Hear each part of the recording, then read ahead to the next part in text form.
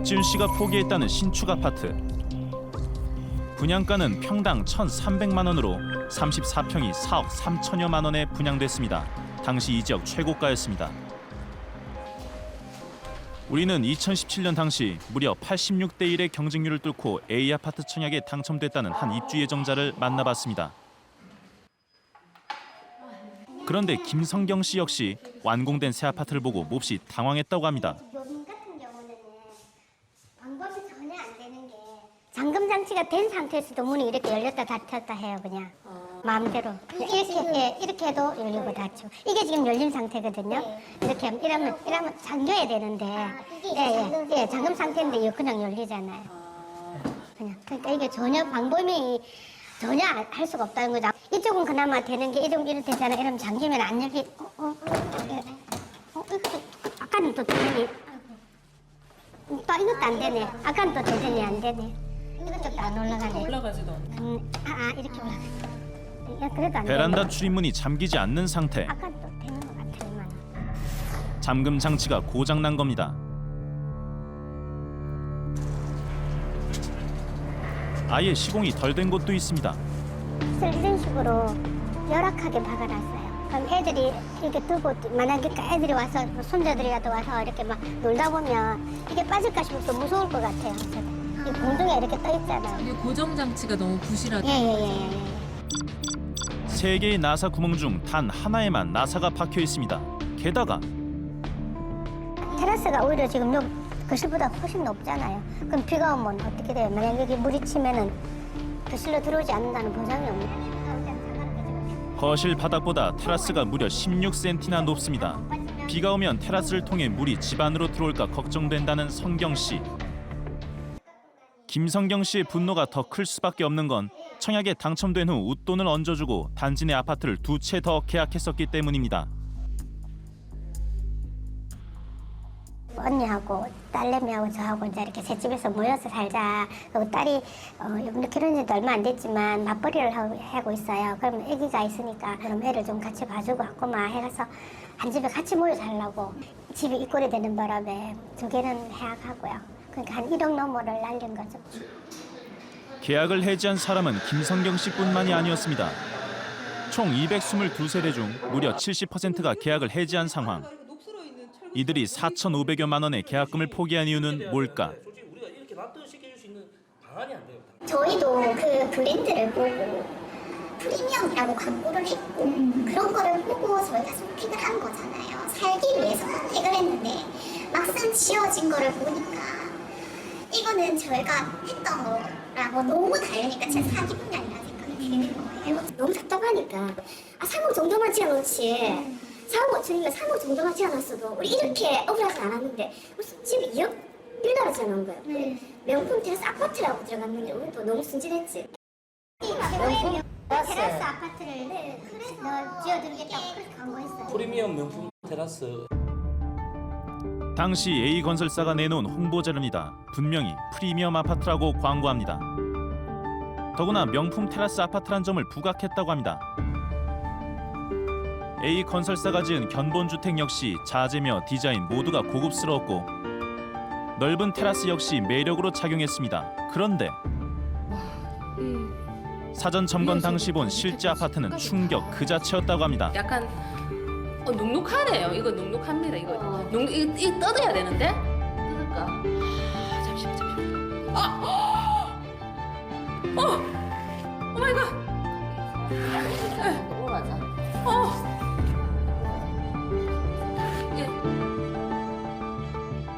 눅눅한 벽지를 뜯자 그 아래 벽면을 가득 채운 곰팡이가 드러났습니다.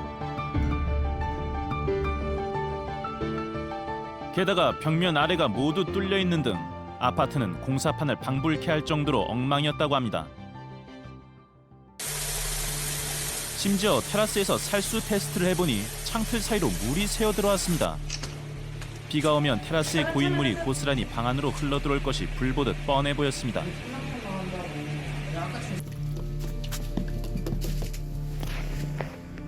옷 하나 만약에 잘못 싸면 그 옷은 진짜 안 입어도 되지만 이건 그게 아니잖아요. 평생 내가 먹고 자고 살아야 숨쉬는 곳인데 저 집에서 비가 새면 어떡하지? 결로가 생겨서 곰팡이 피면 어떡하지? 이렇게 무서움에 떨면서 살 수는 없는 집이니까 저희들이 들어가기 싫은 거예요. 결국 화가 난 입주 예정자들은 현장에서 하자 보수 중이던 건설사 직원들에게 강력하게 항의했다고 합니다. 내 말이 뭐냐면요. 딱 문서로 주고가 됐으니까 저희도 어쨌든 충분히 보고를 드렸는데도 불구하고 이렇게 난동을 피우지는 안 되잖아요. 건설사의 뻔뻔한 태도에 더 분노했다는 입주 예정자들. A 건설사는 이후 입주 예정자들의 민원을 접수하고 3개월에 걸쳐 대대적인 하자 보수를 했다고 주장합니다.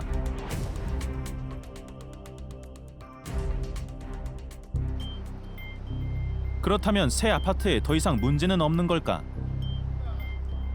전문가와 함께 직접 아파트를 점검해 보기로 했습니다. 그런데 진단 결과 입주민이 제기한 하자 외에도 몇 가지 문제가 더 발견됩니다. 전문가는 먼저 2층으로 올라가는 계단의 안전 문제를 지적했습니다. 난간 사이의 간격이 너무 넓다는 겁니다. 10cm 안쪽으로. 건축법상 난간 사이 간격 규정은 10cm 이하. 큰 낙상 사고는 안 났으면 지금 20cm 지금 됐어요. 20cm. 원래 규정은 어느 정도? 하지만 10cm. 난간 사이 간격이 20cm가 넘는 곳이 있습니다. 유아들이 장난치기 좋은 공간. 아이들이 난간 사이로 추락할 가능성이 있다는 겁니다. 안전에 대해서도 지금 신경을 안 쓴 것 같아요. 마룻바닥에도 문제가 있었습니다. 발을 움직일 때마다 마룻바닥이 덩달아 움직입니다. 편하게 곱게 이걸 미장이라든가 이런 부분에서 약하게 했기 때문에 경사가 졌기 때문에 이런 겁니다. 지금은 이제 좀 하지만 시간이 흐르면 여기서부터 균열이 발생한다든가 벌어진다든가 틈이 발생한다든가 이런 현상이 발생하죠. 보수를 해야 할 하자들은 집안 곳곳에서 더 발견됐습니다. 사용하기 상당히 불편하네요. 성인 남자가 힘껏 밀어야 닫히는 서랍. 다시 서랍을 열었다가 닫아봤습니다. 여성 두 손으로 밀어야 겨우 서랍을 닫을 수 있습니다. 그런데 베란다 창틀에선 더 황당한 하자가 발견됐습니다. 이게 지금 말도 안 되게 지금 3cm나 이걸 실리콘으로 카바를 해놓은 거예요. 이게 딱 창틀과 벽 사이에 무려 3cm 두께의 실리콘이 채워져 마감된 상태. 규격대로 시공이 안 된 거예요. 이걸 제작을 잘못했든가 아니면 이 콘크리트 벽체를 잘못 시공한 거예요. 그러니까 이 틈이 3cm쯤 벌어지기 때문에 이걸 다 실리콘으로 지금 채운 거예요. 근데 보통 실리콘은 곰팡이에도 취약하고 나중에 삭을 가능성이 높아요. 단열에도 영향이 있죠. 단열에도. 네, 단열에도 영향이 있고 그리고 내구성 도화에도 영향이 있고 결국 이게 어떤 지진이라든가 이런 게서 툭 떨어져 나와버리죠.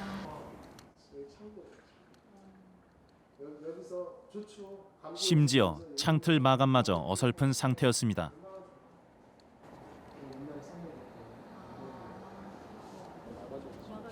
프리미엄 아파트라고 광고했던 이 아파트에 대한 전문가의 종합평가는 어떨까?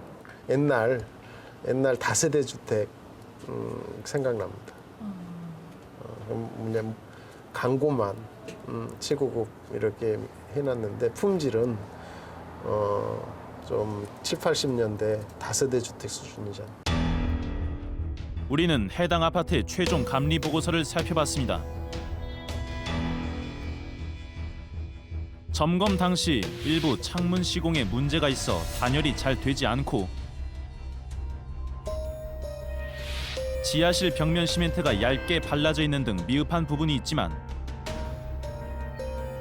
하자가 잘 보수되어 준공 승인이 나기에 충분했다는 것이 감리업체의 의견이었습니다.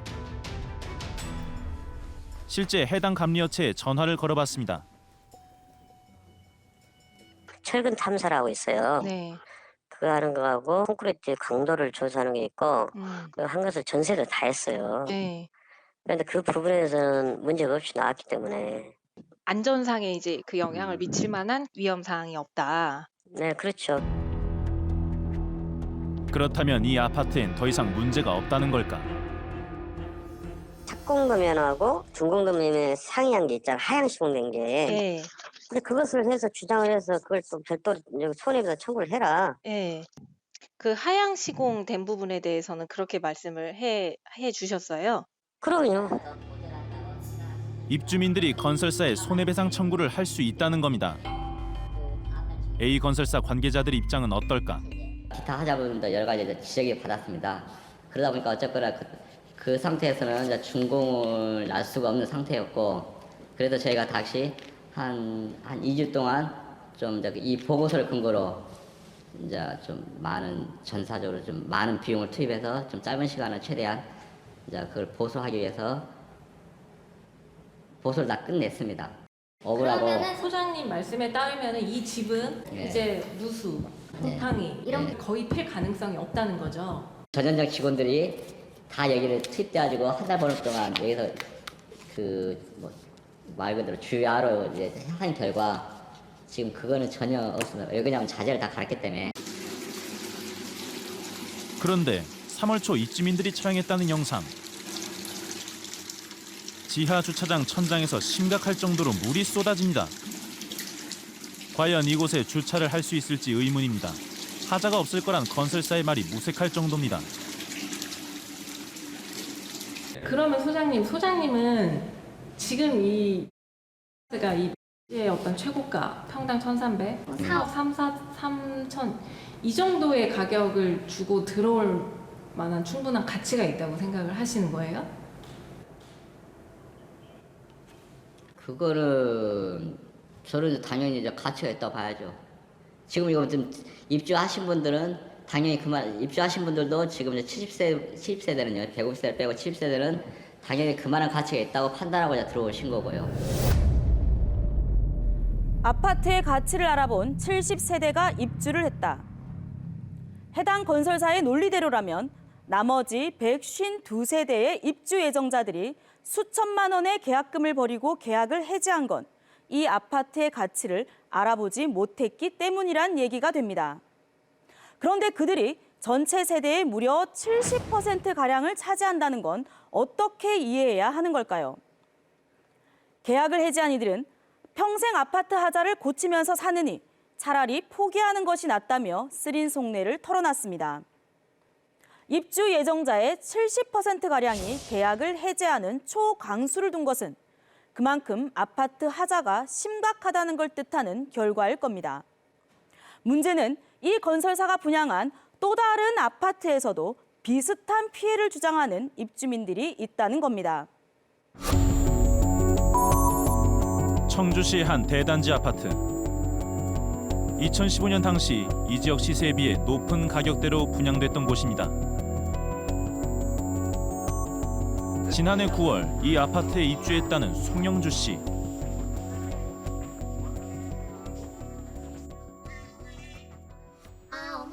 그녀는 우리에게 보여줄 것이 있다고 했습니다. 이게 안쪽이 이쪽 하단 쪽에 다 곰팡이가 있었는데 옷장 속 서랍을 빼내자 눈에 띄는 것이 있습니다.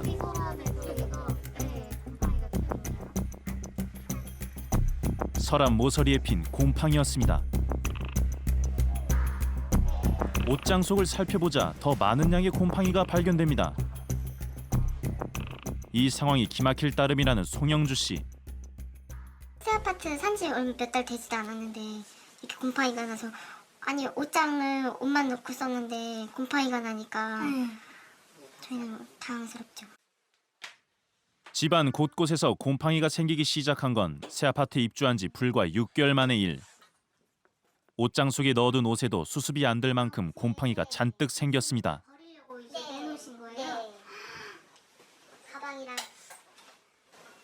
빨 거는 빨 건데 지금 안에 있던 이 수납 이것도 다 이렇게 곰팡이가 났거든요. 그러니까 안에까지 곰팡이가 나서 안에 옷도 다 빠르고 지금 어제부터 아무리 닦아내도 또다시 곰팡이가 피는 바람에 결국 아끼던 옷들을 버려야 할 지경.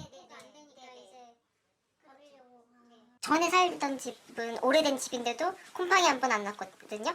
근데 여긴 새 아파트인데 몇 달 만에 산지 몇 달 만에 겨울이 다 지나가기도 전에 이렇게 곰팡이가 났으면은 여름엔 습해서 또 곰팡이가 날 테고 겨울에는 또 이게 뭐 습도가 안 맞는다고 해서 또 곰팡이가 나고 그럼 이건 무슨 곰팡이 물정도 아니고. 지난 2월 촬영 당시 건조한 겨울인데도 방안 습도는 무려 60%. 영주 씨는 무엇보다 3살 배기 아이의 건강이 걱정입니다. 곰팡이로 뒤덮인 옷장 옆에 아이의 침대가 있기 때문입니다. 곧바로 건설사에 하자 신고를 했다는 영주 씨. 그런데 건설사는 입주민 탓만 했다고 합니다. 맹무새처럼 똑같은 말만 반복하니까 생활하자다. 자기네는 이런 거는 하자라고 인정할 수가 없다. 환기만 제대로 시켜라. 근데 환기를 문을 계속 열어놓을 수도 없고 한겨울에 계속 환기는 매일매일 시키죠. 근데 여기 안에를 뜯어갖고 환기를 시킬 수도 없고 옷을 다 뺀 다음에 환기 시킬 수도 없고 본인들은 그렇게 할까요? 본인 집들은? 문제는 이뿐만이 아닙니다. 입주한 지 고작 6개월 만에 현관문에 결로 현상이 생기면서 고민이 커졌다고 합니다. 퍼지면은 집값도 떨어질 거고 저희도 걱정이 되긴 하잖아요. 저희도 비싼 돈 들여서 이사를 왔는데 그리고 새 아파트에 곰팡이 난다고 얘기를 해봐요. 다들 어떻게 생각하나. 창피해서 정말 말을 못하죠. 또 다른 입주자를 만나봤습니다. 박정순 씨는 새 아파트가 너무 춥다고 토로합니다. 창문에 바람이 들어오면 가스비가 올라가잖아요.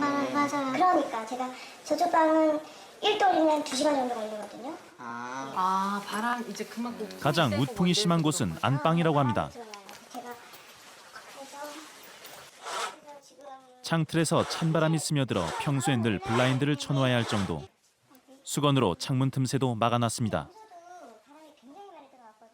이 수건을 그럼 이렇게 끼워놓은 게 우풍도 막고 결로 때문에도 끼워놓은 거예요? 얘를 끼워놓으니까 아침에 물이 안 생기더라고요. 그리고 온도 올라가는 것도 확실히 좋고. 결로가 생기는 건 안방뿐만이 아니었습니다. 커다란 거실 창문에도 매일 물방울이 맺히는 상황. 결로 현상이 지속되면서 새 집에 대한 박정순 씨의 불만은 더욱 커져갔다고 합니다. 분명 창문에 하자가 있다고 생각한 겁니다. 우풍이 얼마나 심한지 초를 창틀에 놓고 지켜보는 등 건설사의 하자를 입증할 방법을 고민했다는 박정순 씨.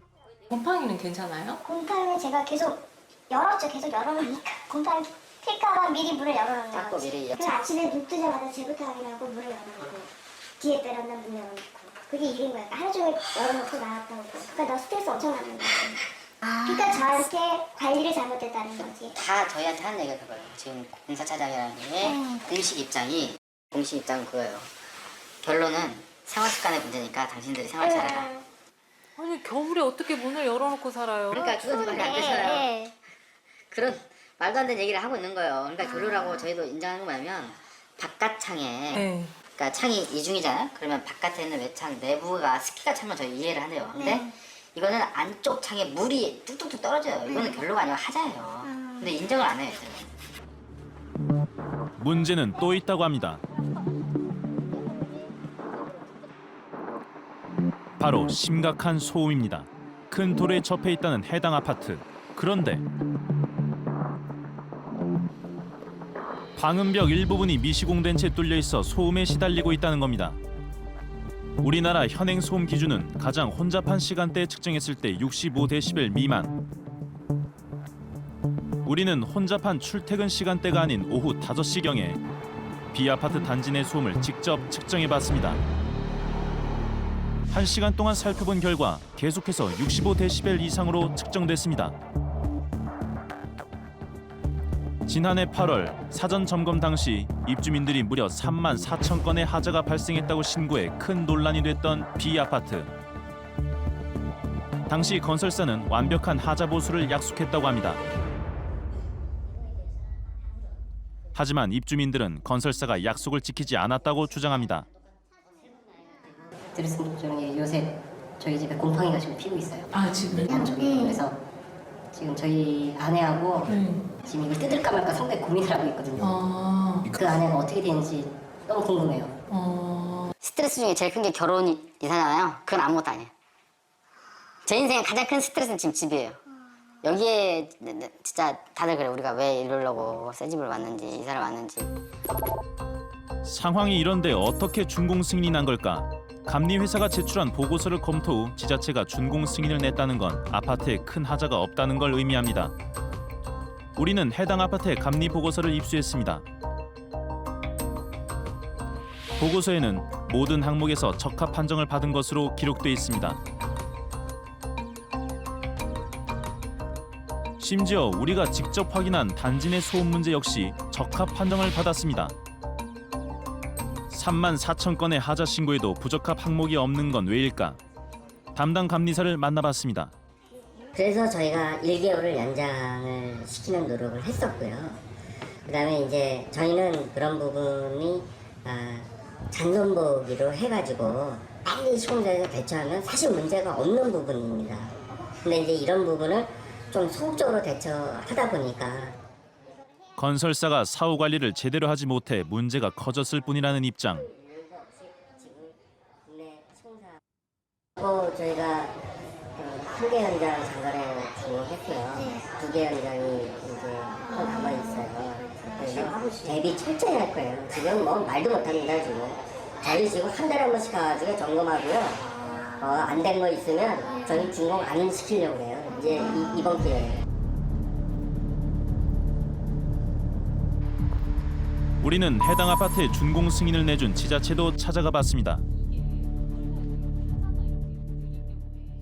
제가 봤을 때는 그 정도는 아니었던 것 같아요. 뭐 하자가 뭐 말씀같이 뭐 좀 정말 위해하거나 그렇다 그러면은 당연히 준공이 안 나는 게 맞을 것 같은데 이제 뭐 일부가 아무래도 이제 건설공사 같은 경우 수작업을 하다 보니까 하자가 좀 일부 좀 발생을 하는 것 같아요. 시공이 덜 됐을 때는 사실 이 준공 승인이 나면 안 되잖아요. 사실 이제 아파트 준공 같은 경우가 저희가 이제 뭐 감리자 의견서하고 그다음에 각종 필증 확인하고 뭐 서류적인 걸 이제 체크를 하게 돼 있긴 해요. 그리고 저희도 이제 준공 때 뭐 샘플링을 해갖고서 몇 세대를 보긴 봐요 이렇게. 그래서 몇 세대 정도 보셨어요?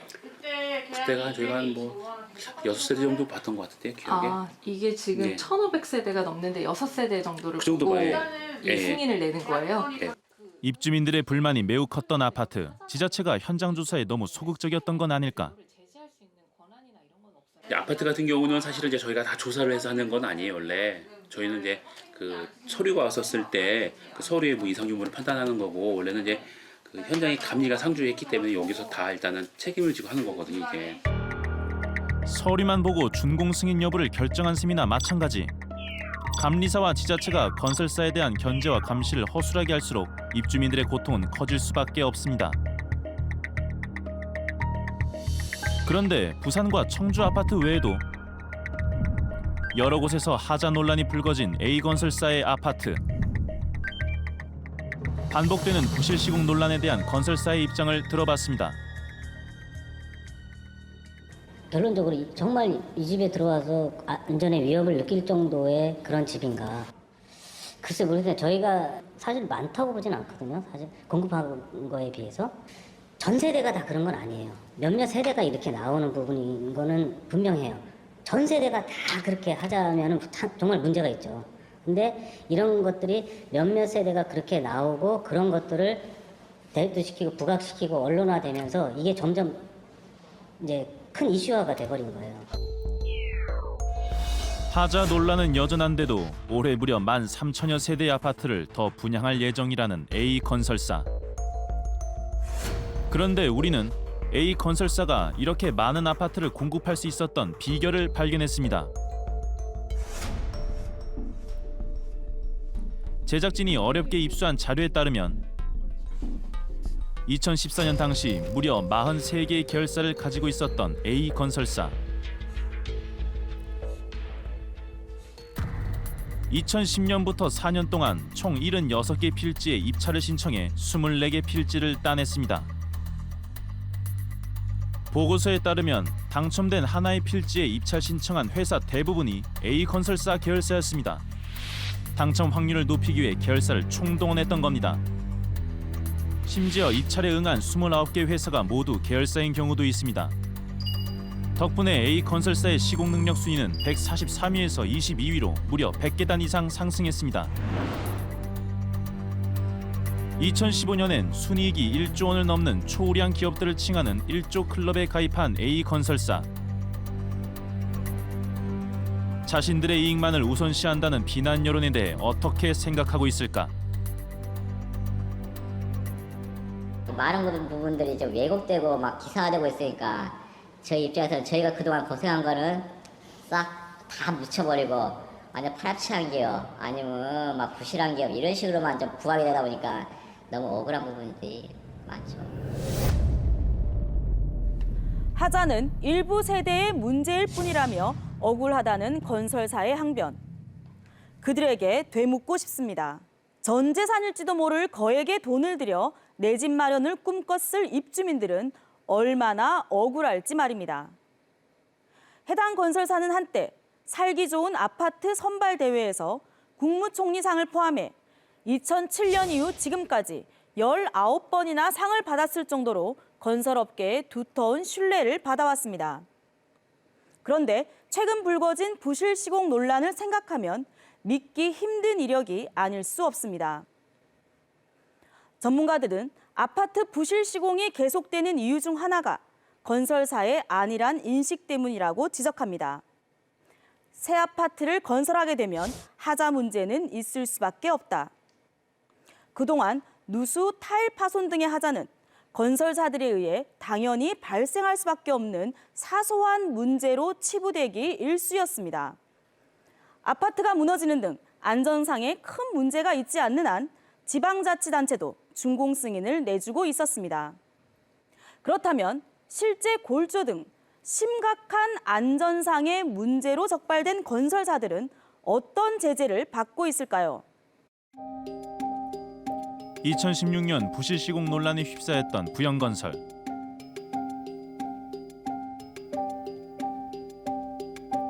당시 부영건설이 지은 아파트 벽면에서 곰팡이가 폈습니다. 갈라진 시멘트 사이에선 누수가 생겨 입주민들의 하자 민원이 쏟아졌습니다.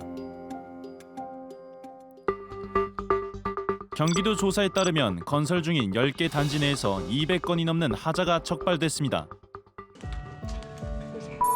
2016년 10월 부영그룹의 이중근 회장이 국정감사에 증인으로 출석했습니다. 본인은 국회가 실시하는 2016년도 그에게 하자투성이 아파트를 지었다는 질책이 이어졌습니다. 60세대가 살고 있는 아파트의 모습입니다. 창문이 전부 밀폐됐습니다. 여름에 온도가 50도, 60도까지 올라갑니다. 최근에 창문 2개 뚫어줬습니다. 15층 안에. 매 층마다 창문을 뚫어줘야죠. 또 복도, 아파트 복도에 타일이 전부 멸산처럼 떴습니다. 밟으면 전부 깨집니다. 요즘 고치고 있는데요. 저는 아프리카 수준의 아파트라고 생각했습니다. 한 4, 50년 유지해 왔습니다. 제가 주택업을 한 지가 했는데 서민주택은 항상 제일 시끄럽습니다. 그래서 지금 보다시피 대형 회사들이 서민주택 안 합니다. 삼성이고 뭐 현대고. 근데 저희는 해왔던 거라 꼬리를 문 거라 계속 해오고 있는데 그런 야단 맞는 건 가고고 있고. 특별 점검 끝에 국토교통부는 부영건설에게 영업정지 3개월이라는 이례적인 중징계 처분을 내렸습니다. 철근 누락, 설계 기준 미달 등 심각한 안전 문제가 드러났기 때문입니다. 그런데 국토부에서 내린 영업정지 처분을 서울시에서 2개월로 줄입니다. 부영은 이마저도 불복해 법원에 영업정지 집행을 정지해달라는 행정소송을 냈습니다.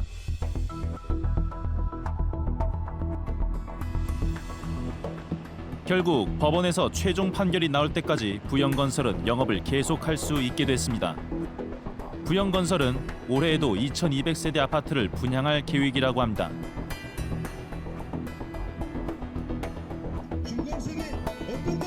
올해 4월 이후 3개월간 여러 건설사에서 분양하는 전국 아파트는 9만 5천여 가구.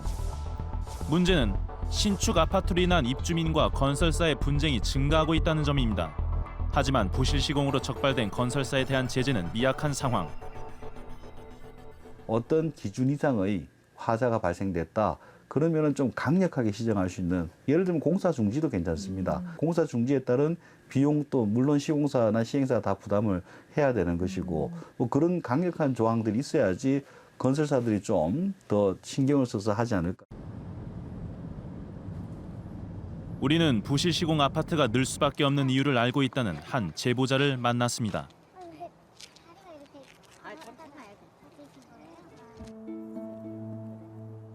문수환 씨는 한때 50억 원 가량의 자산을 소유한 잘 나가는 건설사 대표였습니다. 하지만 이제 그에게 남은 건 다 낡아 녹슨 컨테이너 박스와 고장 나버린 고물들 뿐입니다.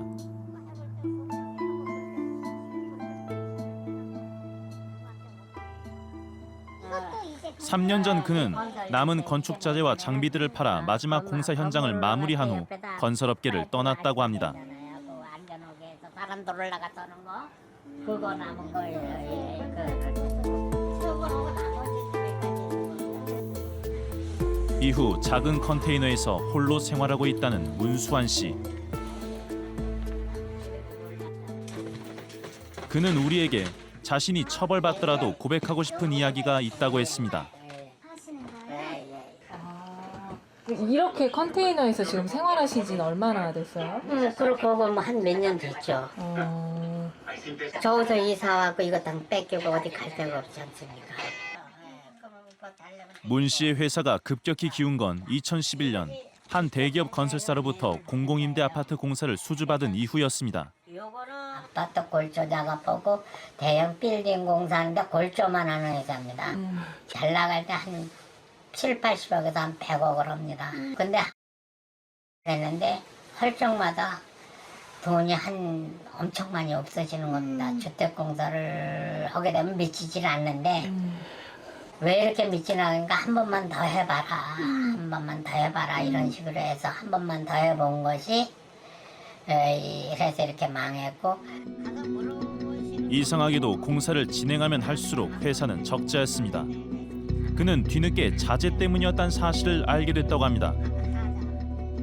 원청이 문 씨 회사에 3만여 개를 주기로 한 자재를 만여 개만 주는 등 물량을 빼돌렸다는 겁니다. 심지어 원청은 문 씨가 해서는 안 되는 공사도 요구했습니다.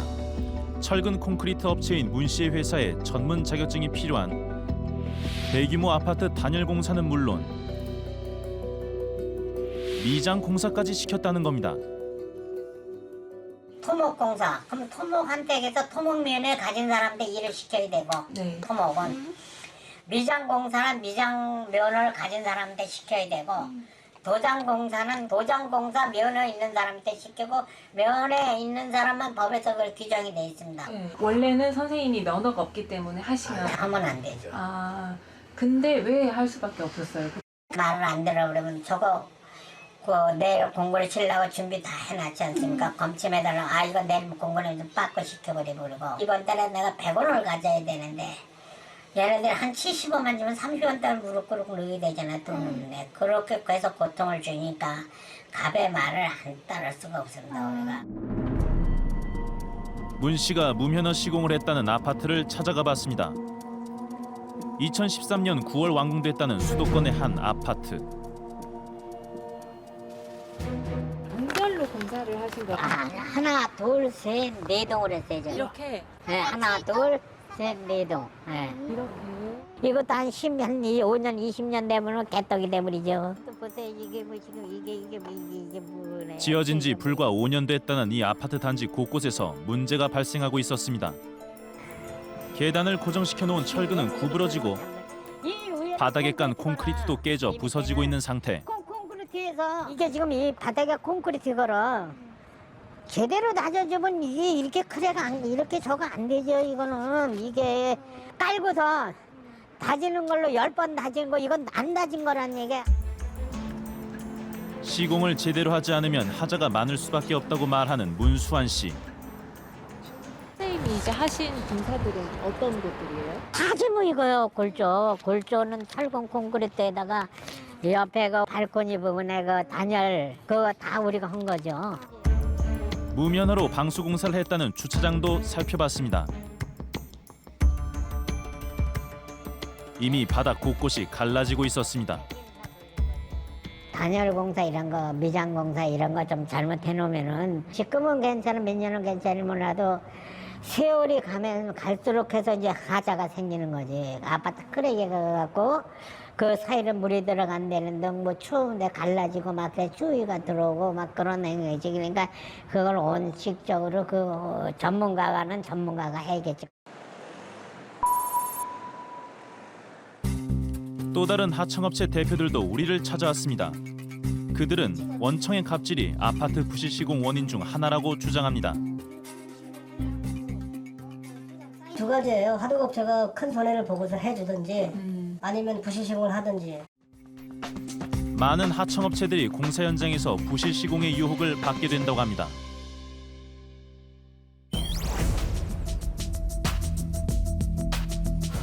받을 거를 알고 70원을 받았어요. 100원짜리에 100명이 투입이 된다면 70원짜리에는 몇 명이 투입될까요? 70원짜리에 100명 투입할 수는 없잖아요. 70명만 투입이 되면은 아무래도 이제 문제가 생기죠. 돈을 줘야 되는데 안 줘. 그럼 우리도 좀 늦어져. 우리가 늦어지면 저기 설비, 방수, 특히 마감들도 늦어져. 근데 마감들한테 빨리 하라고 하면 제대로 하겠냐고요. 대충 해버리지.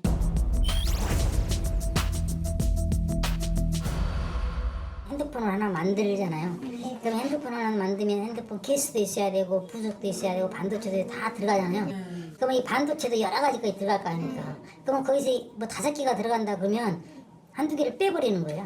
그럼 정말 알면서 이렇게 하청에 물량을 빼고 주는 거죠? 당연하죠. 마감업체들은 암만 해도 예를 들어서 A급을 써야 되는데 B급을 쓸 수도 있고.